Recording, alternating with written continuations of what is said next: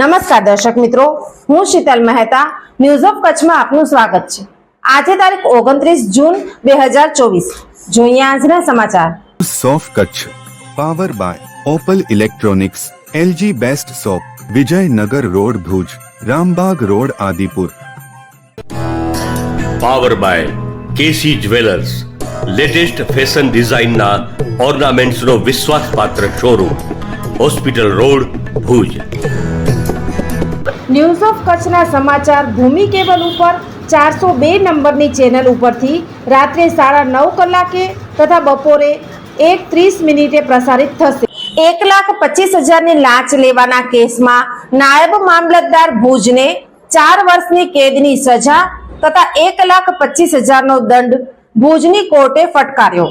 Chemical company અંગેનું licence અપાવવાના બદલામાં રૂપિયા 1,25,000ની લાંચ માંગવાના કેસમાં તત્કાલીન મામલતદાર જગદીશચંદ્ર દામજી ઠક્કરને તકસીરવાન ઠેરવી એસીબીની ખાસ કોર્ટે 4 વર્ષની સખત કેદની સજા તથા રૂપિયા 1,25,000નો દંડ ફટકાર્યો હતો। ગત 2016ના કેસમાં ફરિયાદીએ સોલવન્ટ કેમિકલનું લાયસન્સ મેળવવા કરેલી અરજી પેટે આરોપીએ ઉડાઉ જવાબ આપ્યો હતો અને ફોન નંબર દીધો હતો।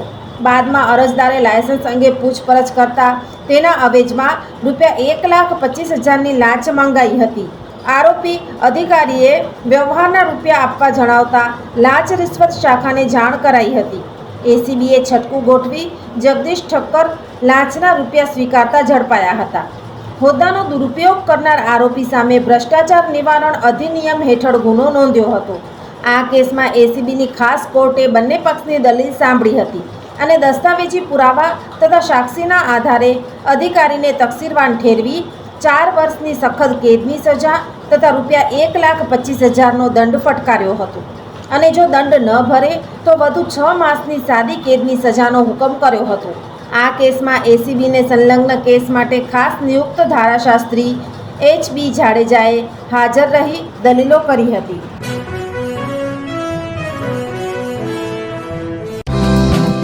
બાળકોના સર્વાંગી વિકાસ માટે શ્રેષ્ઠ સ્કૂલ દિવ્ય Brahmlok global academy.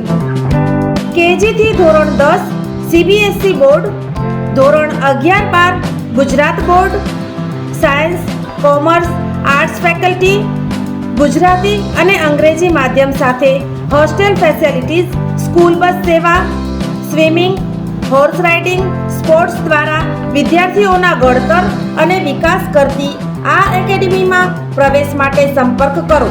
Mobile number 9825606503 875899887 Bhuj Mandvi highway, Sukhpar, Bhuj, Kutch. દિવ્ય બ્રહ્મલોક ગ્લોબલ એકેડમી www.divyabrahmlok.com।